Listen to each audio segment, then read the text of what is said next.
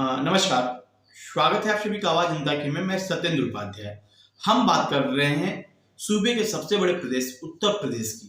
उत्तर प्रदेश में लोकसभा चुनाव जैसे जैसे नजदीक आ रहा है वैसे वैसे भारतीय जनता पार्टी की मुश्किलें भी बढ़ती जा रही हैं। अभी हाल ही में आपने देखा अयोध्या कैबिनेट में न पहुंचने वाले केशव प्रसाद मौर्य आखिर क्यों है नाराज।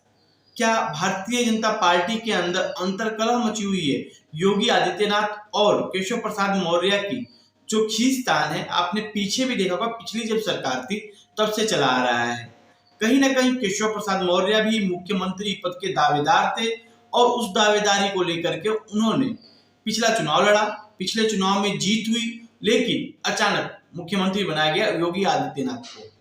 इस चुनाव में वो हार जाते हैं। हारने के बाद भी उन्हें डिप्टी सीएम बनाया जाता है। डिप्टी सीएम तो बना दिया जाता है, लेकिन कुछ दिनों से केशव प्रसाद मौर्य और योगी आदित्यनाथ के बीच जो बातें निकल कर के आ रही हैं वो अच्छी नहीं है। क्या आपसी रंजिश की वजह से भारतीय जनता पार्टी 2024 के चुनाव में यूपी में पिछड़ सकती है क्या? सवाल बहुत बड़ा है, क्योंकि जो बातें अभी निकल कर के आ रही हैं वो से साबित होता है कि भारतीय जनता पार्टी में सब कुछ ठीक नहीं है। क्योंकि उप मुख्यमंत्री और मुख्यमंत्री के बीच में जो ये बातें, जनता के बीच में जो मैसेज जा रहा है 2024 में, जो कि अमित शाह और मोदी जी के लिए आसान रास्ते बनते नजर आ रहे थे, कहीं ना कहीं भारतीय जनता पार्टी यूपी को एक अहम हिस्सा मानकर चल रही है। और यूपी ही एक ऐसा राज्य है जहां सबसे ज्यादा सांसद बनेंगे और उसी से रास्ता दिल्ली के लिए जाता है।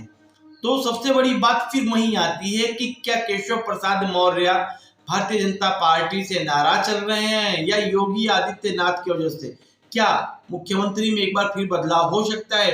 क्योंकि गलियारे में चर्चा ये भी है कि योगी आदित्यनाथ और अमित शाह में भी आपस में बहुत अच्छे रिश्ते नहीं हैं। कहीं ना कहीं जो अमित शाह हैं वो ओबीसी को फैक्टर को आगे बढ़ाना चाहते हैं। ओबीसी के बड़े नेता हैं केशव प्रसाद मौर्य। देखने लायक होगा कि 2024 में क्या भारतीय जनता पार्टी अपने पिछड़े नेताओं को मना करके चुनाव लड़ती है या फिर ये जो आपसी खींचातानी है उसमें भारतीय जनता पार्टी का नुकसान होगा। देखते रहिए आवाज जनता से। सत्येंद्र उपाध्याय।